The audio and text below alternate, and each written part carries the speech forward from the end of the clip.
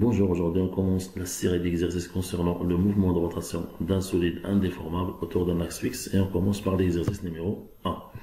Alors l'exercice numéro 1, on considère l'enregistrement réel d'un point M appartenant à un solide S en mouvement de rotation autour d'un axe fixe. Alors la distance qui sépare deux enregistrements successifs MK plus 1 égale à 40 millisecondes, figure numéro 1. Alors, petit 1, déterminer graphiquement le rayon de la trajectoire 1. Petit 2, déterminer les valeurs des vitesses linéaires instantanées aux positions M1, M3, M5. On déduire la nature des mouvements des points M. Petit 3, représenter les vecteurs vitesse aux positions M1, M3, M5. 4, on déduire la vitesse angulaire oméga.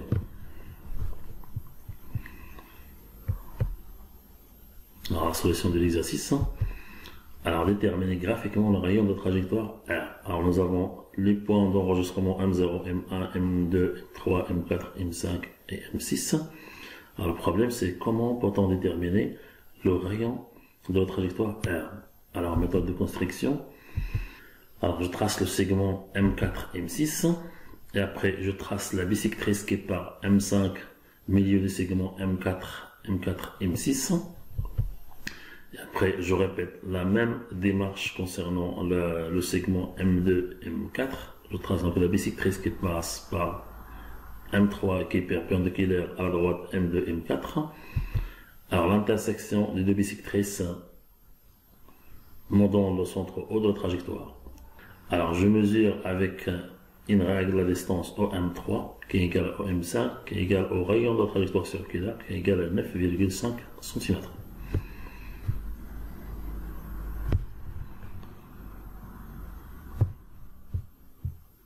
Petit 2, déterminer les valeurs des vitesses linéaires aux positions M1, M3, M5 on déduire la nature des mouvements des points M. أنا غادي نحاول نحسبوا السرعة اللحظية للمتحرك عند الموضع M1 غادي نسميها V1 إذا V1 تساوي M0 M2 divisé par 2 tours. Alors je mesure la distance M0 et M2 qui est égale à 4,8 multiplié fois 2 puissance moins 2 mètres, c'est-à-dire 4,8 cm. Divisé par 2 multiplié fois 40 millisecondes. Millisecondes, ça fait 10 puissance moins 3 secondes, qui est égal à 0,6 mètres par seconde. Alors, concernant la vitesse instantanée aux positions M3, donc elle est égale à M2, M4, divisé par 2 temps. Alors là, on choisit deux positions qui permettent d'encadrer M3, c'est-à-dire M2, M4, divisé par 2 temps. Alors, je mesure M2, M4, ça fait 4,8 cm, c'est-à-dire 10 puissance moins 2 mètres, divisé par 2 multiplié fois 40, 10 puissance moins 3 secondes, égale à 0,6 mètres par seconde. Et finalement, la valeur de la vitesse instantanée aux positions M5, c'est M4, M6 divisé par 2 temps, qui est égal à 4,8 fois 10 puissance moins 2 mètres, divisé par 2, multiplié fois temps, ça fait 40 millisecondes, c'est-à-dire 40, 10 puissance moins 3 secondes, qui est égal à 0,6 mètres par seconde. Alors là, le modèle des vecteurs vitesse instantanée aux positions M1, M3, M5 est constant et le rayon est circulaire, donc le mouvement des points M est un mouvement de rotation uniforme. Alors, petit 3, représenter les vecteurs vitesse instantanée aux positions M1, M3, M5, voir la figure. Alors, pour représenter le vecteur point M1, donc on trace. Donc V1 est toujours perpendiculaire au porteur des rayons, c'est-à-dire toujours V1 est toujours perpendiculaire à la droite au M1. Pareil concernant le vecteur vitesse en position M3, il est toujours perpendiculaire au M3. Et concernant le vecteur vitesse au M5, il est toujours perpendiculaire à la droite au M5.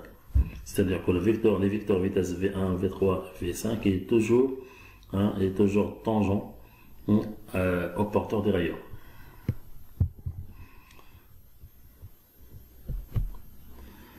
Alors, petit 4, vérifier la relation V égale R oméga. Nous avons oméga égale V1 sur R, égale V2 sur R, égale V3 sur R, car les vitesses linéaires aux positions M1, M2 et M3 sont constants.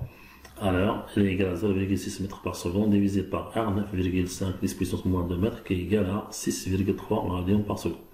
Donc, la vitesse angulaire du solide est égale à 6,3 radians par seconde.